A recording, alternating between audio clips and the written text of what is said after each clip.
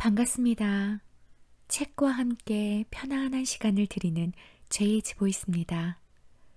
오늘은 지난 시간에 이어 세계사를 바꾼 13가지 식물 중 후추 이야기를 들려드리겠습니다. 금과 맞먹는 가치를 지닌 식물 후추. 후추가 금과 맞먹는 가치를 지녔던 시대가 있었다. 오늘날 후추는 마트에서 고작 몇천 원이면 살 수 있을 정도로 흔하디 흔한 향신료다. 그런 터라 과거의 후추가 금처럼 귀한 대접을 받았다고 얘기하면 선뜻 믿으려 하지 않는 사람이 많다. 그깟 후추 따위가 뭐 그리 대단하다고 그런 귀한 대접을 받았겠느냐는 거다. 유럽 대륙의 서늘하고 건조한 기후에서는 주로 볕과 식물이 자라는 초원이 펼쳐지는데 벽과 식물 줄기와 잎은 인간이 식량으로 삼기에 적합하지 않았다. 유럽인들은 이 딜레마적인 문제에 맞닥뜨려 어떻게 식량 문제를 해결했을까? 그들이 해답의 실마리를 발견한 대상은 초식동물이었다. 우리가 잘 알다시피 소, 돼지, 양 등의 초식동물은 풀을 먹고 자란다. 인간은 자신이 먹을 수 없는 볕과 식물의 잎과 줄기를 베어 초식동물에게 먹여 기르고 다 자란 동물의 고기를 식량으로 삼았다. 이런 배경에서 야생의 초식동물이 가축으로 바뀌고 축산업이 시작되었다. 유럽인에게 가축을 키워 얻은 고기는 매우 중요한 식량이었다. 참고로 가축은 영어로 라이브 스톡인데 이를 직역하면 살아있는 재고라는 뜻이다. 추운 겨울이 오면 가축에게 먹일 먹이를 구하는 일이 녹록하지 않았다. 오늘날에는 풀에 젖산균을 넣어 발효 과정을 거친 사일리지와 보존성이 뛰어난 곡물이 먹이로 사용된다. 하지만 풀을 베어 보관해 둘 수 없었던 당시에는 먹이를 충분히 확보하기가 어려웠다. 유럽인들은 겨울이 닥치기 전 최소한의 가축만 남기고 나머지 가축을 도살해 고기로 만들었다. 고기는 부패하기 쉬워 저장성이 떨어지지만 사람들은 어쩔 수 없이 그 고기로 버텨내야 했다. 그들은 고기의 부패를 막거나 지연시키기 위해 소금에 절이거나 말리는 등 온갖 방법을 동원했다. 향신료도 그 다양한 방법의 하나였다. 향신료가 있다면 고기를 어느 정도 양호한 상태로 보존할 수 있었다. 조금 과장하면 향신료는 언제나 맛있는 고기를 먹을 수 있게 해주고 풍요로운 식생활을 구현해주는 마법의 약이었다. 문제는 당시 후추가 워낙 고가의 사치품이어서 대다수 사람은 손에 넣을 엄두조차 내기 어려웠다는 데 있었다. 후추는 왜 그렇게 비쌌을까? 여러 이유가 있지만 그 중에서도 희소성과 막대한 유통비용 탓이 컸다.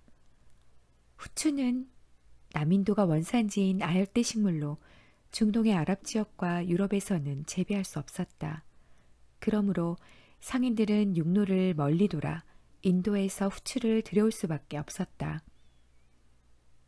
그 먼 길을 돌아오다 보니 과정의 운송비가 폭등했다. 설상가상으로 운송 과정에 여러 가지 위험 요소가 많아 무사히 유럽에 도착한다는 보장도 없었다. 그런 터라 가격이 더욱 치솟았다. 최종적으로 유럽에 도착한 후추는 입이 떡 벌어질 정도로 비싼 가격에 거래되었다. 향신료를 차지하는 나라가 세계를 제패하던 시대. 이슬람권에서는 온갖 향신료를 사용한 요리가 발달했다. 후추가 유럽에 전해진 것은 십자군 원정 이후였다. 이슬람 지역으로 십자군 원정을 떠난 기사와 병사들이 그곳에서 다양한 음식을 맛본 뒤 후추를 비롯한 여러 향신료를 자신의 모국에 전한 것이었다.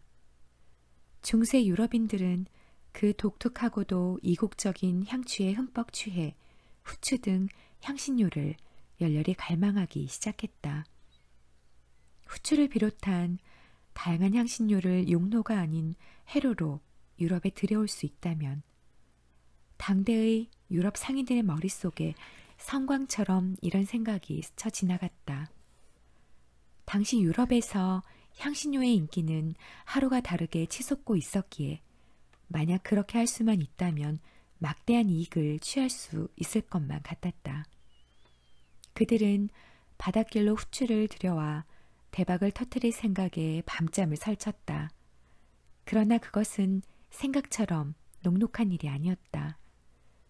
유럽인의 후추 사랑은 여전히 이루어지기 힘든 짝사랑에 신기루처럼 손에 잡히지 않는 무언가로 남아있었다. 중세 유럽 선원들에게 바다란 주로 지중해를 의미했다. 포르투갈과 스페인은 지중해 끄트머리에 있는 나라다. 그런 터라 이 두 나라는 지중해 무역에 활발히 참여하기가 어려웠다. 흥미롭게도 두 나라가 지닌 이런 지정학적 약점과 한계가 장점으로 작용했고 장기적으로 새로운 기회를 만들어 주었다. 두 나라는 지중해 무역에 억지로 끼려고 애쓰는 대신 지중해 바깥의 넓은 바다로 진출한 것이었다. 그러나 처음에는 포르투갈과 스페인의 먼 바다로의 무역이 잘 풀리지 않고 운도 따라주지 않았다. 아무리 열심히 선단을 꾸려 내보내도 선장과 선원들은 겨우 아프리카 대륙 연안을 따라 항해하다 돌아오는 게 전부였다.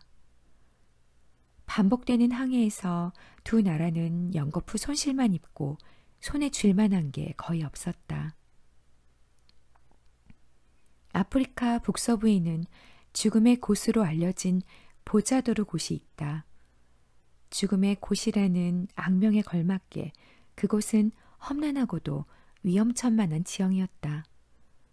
이곳을 경험해본 선장과 선원들은 하나같이 입을 모아 어떤 사람도 어떤 배도 이 곳을 넘어설 수 없을 거라고 떠들고 다녔다. 그 곳은 당대 유럽인들에게 그야말로 세상의 끝이었으며 실제로 그때까지 그곳을 넘어갔다가 무사히 살아 돌아온 사람이 없었다. 얼마 지나지 않아 죽음의 곳, 세상의 끝으로 불리며 난공불락의 영역으로 받아들여졌던 아프리카의 보자도르 곳을 넘어서는 기적 같은 일이 일어났다. 항해 왕자라는 별명으로 불리기도 했던 포르투갈의 에니크가 그 기적의 주인공이었다. 보자도르 곳 너머에서는 상아와 사금 등 값비싼 교육품이 그들을 기다리고 있었다. 그리고 아프리카에서는 후추와 비슷한 맛을 내는 멜레구에타 고추가 있었다.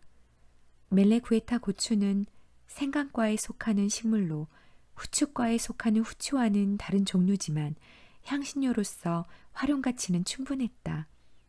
그런 영향인지 훗날 사람들은 포르투갈인들이 멜레구에타 고추를 거래하던 장소를 후추 해안이라고 불렀다. 에니크 왕자는 새로운 향신료와 함께 건장한 체구의 흑인들을 노예로 데리고 돌아왔다. 이렇게 대교역 시대의 문이 활짝 열리면서 인류의 최대 암흑 역사 중 하나인 노예무역의 막이 올랐다. 마침내 포르투갈 국왕의 명을 받은 바르톨로뮤 디아스의 선단이 아프리카 대륙 남단의 희망봉에 도달했고 대서양에서 인도양으로 가는 백길을 완성할 가능성이 커졌다. 그 무렵 포르투갈로서는 충격적인 소식이 날아들었다. 크리스토퍼 콜럼버스가 인도에 도착했다는 소식이었다. 1492년의 일이었다. 포르투갈의 대교역 시대의 선두 자리를 내준 경쟁국 스페인이 포르투갈의 동방 항로 개척에 맞서 서방 항로를 개척하는 콜럼버스를 대대적으로 지원한 결과였다. 오늘날 우리는 콜럼버스가 당시 도착한 곳이 인도가 아니라 아메리카 대륙임을 잘 알고 있다. 그러나 콜럼버스는 자신이 도착한 곳이 인도라고 믿어 의심치 않았다. 그러다 보니 아메리카 원주민은 뜻하지 않게 세계사의 인디언이라는 이름으로 기록되는 불운을 겪었다.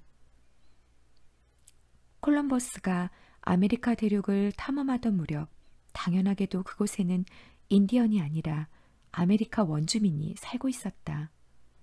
결국 그 땅의 최초 발견자는 콜럼버스가 아니라 그곳에서 오랫동안 살아왔던 아메리카 원주민이었으며 콜럼버스는 탐험자이자 침략자의 천병에 지나지 않았다. 후추를 향한 검은 욕망이 세계 지도를 바꿨다. 후추의 독주 시대를 끝낸 대체 향신료에는 어떤 것들이 있을까? 정향, 시나몬, 육두구, 생강 등이 대표적이다. 유럽인들은 왜 그토록 향신료에 열광했을까? 가장 큰 이유는 향신료가 음식 맛을 좋게 하고 향을 높여주며 육류의 누린내와 생선 비린내를 없애주었기 때문이다.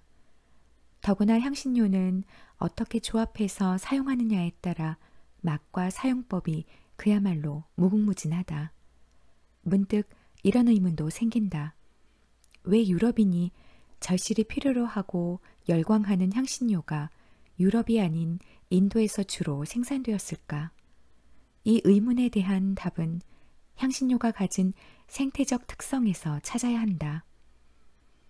향신료의 향미 성분은 본래 식물이 병원균과 해충으로부터 자기 몸을 지키기 위해 축적하는 물질이다.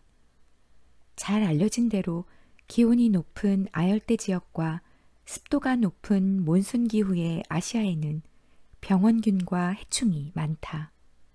그러므로 이곳에서 자라는 식물은 향미 성분 등을 갖춰 스스로 자기 몸을 지켜야 했다.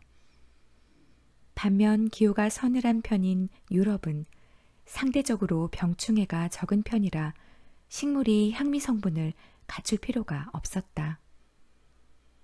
한때 금보다 더 비싼 가격에 거래되던 후추 등 향신료는 서서히 가격이 내려가기 시작했다.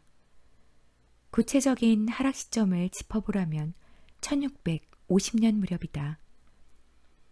아메리카 대륙의 원산지인 후추와 계피, 정향, 육두구를 섞은 듯한 독특한 향이 나는 올스파이스나 고추 같은 새로운 향신료가 등장했기 때문이다. 특히 후추처럼 맵고 온대 지역에서도 잘 자라는 고추는 여러 나라에서 환영받았다.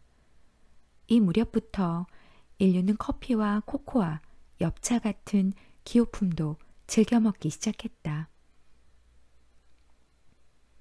아무튼 향신료를 사용하면서부터 인류의 식생활은 크게 바뀌었고 음식 맛에도 커다란 변화가 일어났다.